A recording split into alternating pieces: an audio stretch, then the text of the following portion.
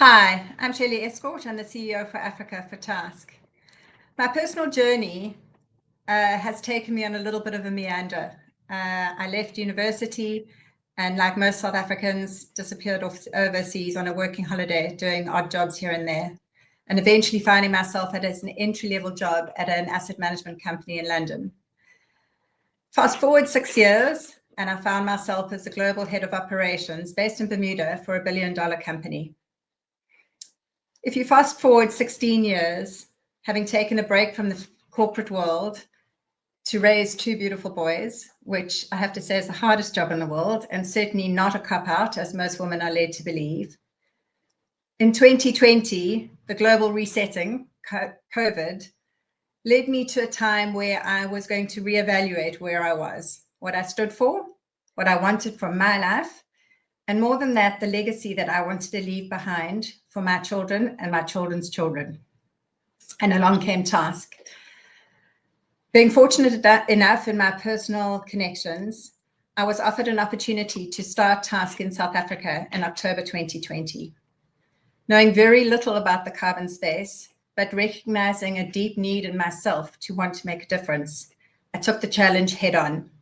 And I'm very proud to say that today, TASC is probably the biggest project developer in sub-Saharan Africa, with a very global development happening in this space for our company. Today, through our projects, we employ more than 750 people, and the co-benefit impacts touch many of the sustainable development goals through the more than 1.3 million cook stoves that we have distributed to households, and more than 720,000 hectares that are under rangeland management through our communal and commercial livestock farming project. I can honestly say that it is a great privilege at this stage in my life to love everything I do, and I'm humbled by the monumental impact our projects are having at a very grassroots level, all of this enabled through carbon finance.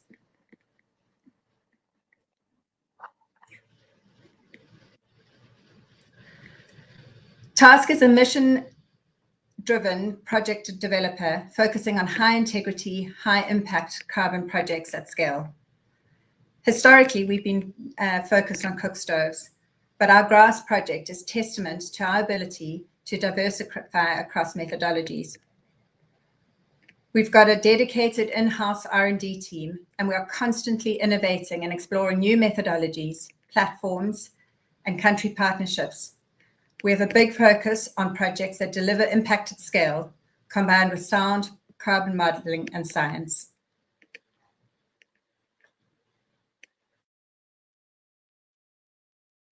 We're currently active in sub-Saharan Africa and Australia, but we have expansion plans for other parts of Africa and the Australasian region.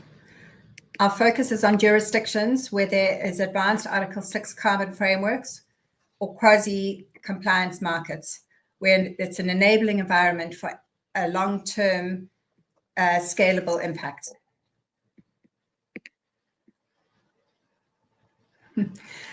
Policy uncertainty, I should say, remains one of the biggest challenges. Fluctuating regulations, political risk, slow governments to make decisions can delay and derail even the best laid planned projects. Likewise, the recipients of the projects, the stakeholders on the ground, are often in very rural, hard to get areas, and they're often very skeptical about foreigners coming into their villages. We therefore have to develop deep relationships with partners on the ground who understand the communities and have already established a base level of trust with those communities. The opportunities in this field are vast. Many of the landscapes we work in are severely degraded and underserved. With the right approach, we believe we can truly deliver transformative outcomes for both people and planet.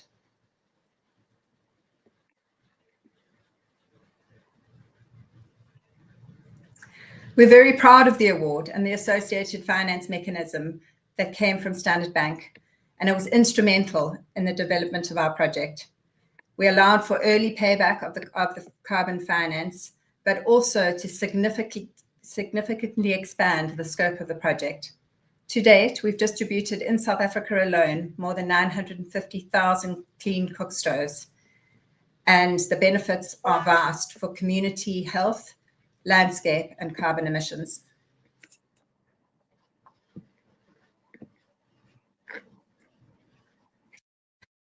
The Grassland Restoration and Stewardship Project in South Africa directly tackles the consequences of climate change by restoring degraded rangelands, boosting carbon sequestration, and building long-term resilience for rural communities. Climate change has significantly reduced the adaptive capacity of farmers, which sees them exposed to increased drought vulnerability, soil erosion, bare soils, and more extreme weather impacts. Grass helps reverse these effects and by improving water holding capacity, stabilizing soil temperatures, reducing erosion, and increased biodiversity. Through regenerative grazing, better livestock management, farmer training, veterinary interventions, and access to market, the project enhances ecosystem health and climate resilience across hundreds of thousands of hectares. Grass was also the very first VM42 methodology project registered and enabling robust monitoring and generation of carbon certified credits. With the revenue sharing model with the farmers, Grass not only removes millions of tons of CO2 equivalent, but also delivers meaningful long-term benefits to the people and planet, including creating a scalable blueprint for climate smart agriculture in South Africa and beyond. There are many partners in this project, some of them being organizations such as Meat Naturally, BirdLife South Africa, WWF, and AfriVet, alongside a broader community-based group of collaborators. These partnerships bring together the expertise needed for regenerative agriculture, conservation, sustainable finance, and support large-scale grasslands restoration and community empowerment in South Africa.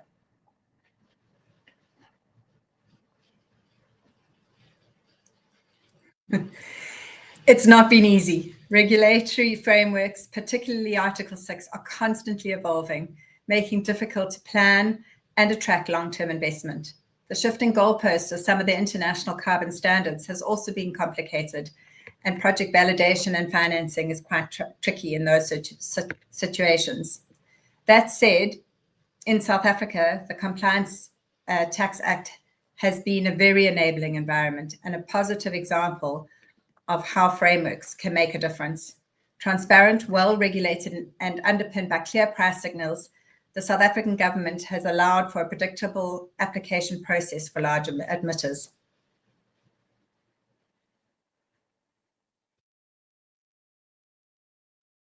This is a roller coaster, and be ready for the ride. Our advice is this: stay true to your purpose, your values, and your integrity. The carbon space will always attract opportunists, but it's the committed, mission-driven actors who will endure and create a lasting impact. Do not be swayed by the bad actors entering your space. Africa needs bold entrepreneurs who can hold the line and innovate responsibly and at scale.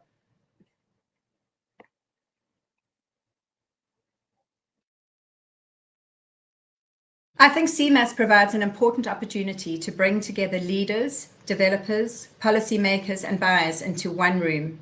It's a platform and hopefully accelerate Article 6 readiness, deepen understanding about what high impact projects look like on the ground, and promote stronger collaboration across the continent. For buyers, this is your chance to meet developers face to face and ask the hard questions, build trust in the market, and to come and listen to the passion.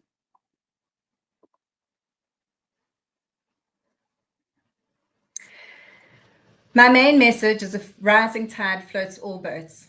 While there's competition in the carbon space, we will all only succeed if we collectively raise the bar. There is no benefit in us having bad actors, as we are all in this together, and we don't need market credibility impacted. Let's use this event to continue building robust, transparent, and functioning carbon markets that work for Africa and the planet.